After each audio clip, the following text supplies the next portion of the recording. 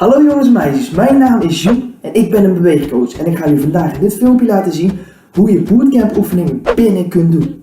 De oefeningen die we gaan doen zijn buikspieren, we gaan opdrukken, maar we gaan ook nog planken. Ik ga jullie in dit filmpje laten zien welke materialen je daarvoor nodig hebt en hoe je deze oefeningen moet doen.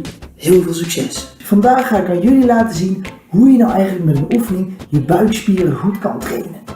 Dit kun je namelijk zo doen. Je zet je voeten onder de bank of je legt iets op je voeten waardoor je voeten niet kunnen bewegen. Je zet de voeten plat op de grond en daarna ga je liggen. Ik ga de oefening voordoen. Let op. Je zet je voeten dus eerst plat op de grond. Dan leg je je armen gekruist neer. Kom je omlaag. Dan ga je langzaam omhoog. En dan train je deze rechte buikspieren mee. En dat probeer je zo vaak mogelijk te doen. Je mag natuurlijk pauzes tussendoor nemen. Wil je nou voor jezelf moeilijker maken, kun je ook omlaag gaan en je schuine buikspieren trainen door je armen langs je knie te halen. Dit kun je natuurlijk om en om doen.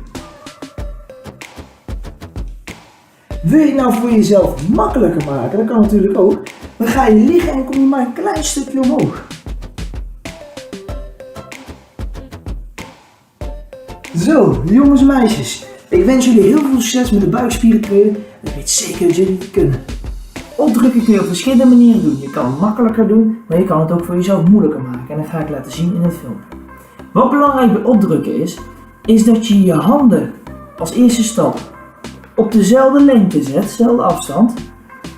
En dan breng je je voeten naar achter, ga je op je voeten staan en dan probeer je je borst zo laag mogelijk bij de grond aan te raken en weer omhoog te komen.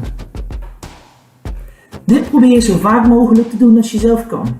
Wil je het voor jezelf makkelijker maken, kun je ook op je knieën en dan opdrukken.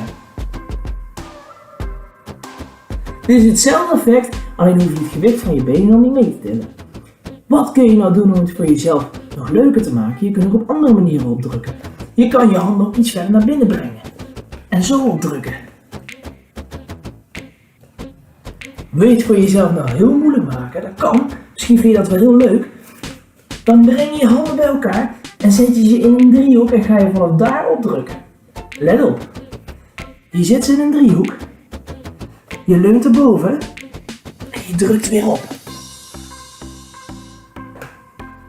Elke vorm van opdrukken kun je ook weer je knieën bij gebruiken, dus je kan hem ook zo doen. Vandaag ga ik aan jullie laten zien hoe je nou eigenlijk moet planken binnen het bootcamp. Wat daarbij belangrijk is dat je je handen in elkaar zet. Deze zet je naar voren en dan zorg je ervoor dat je schouder boven je elleboog zit. Dan ga je daarop leunen. Zet je je voeten een stukje naar achter en leun je op je voeten. Je zorgt dat de rest van je lichaam helemaal recht is. Dus vanaf je hoofd naar je voeten helemaal recht. Vind je het nou zwaar worden, mag je af en toe natuurlijk je rust pakken. Dus dan ga je even liggen. En dan ga je daarna proberen weer door te gaan. Vind je het nou echt heel moeilijk, kun je het voor jezelf ook wat makkelijker maken. Je gaat op je knieën leunen en de rest blijft hetzelfde.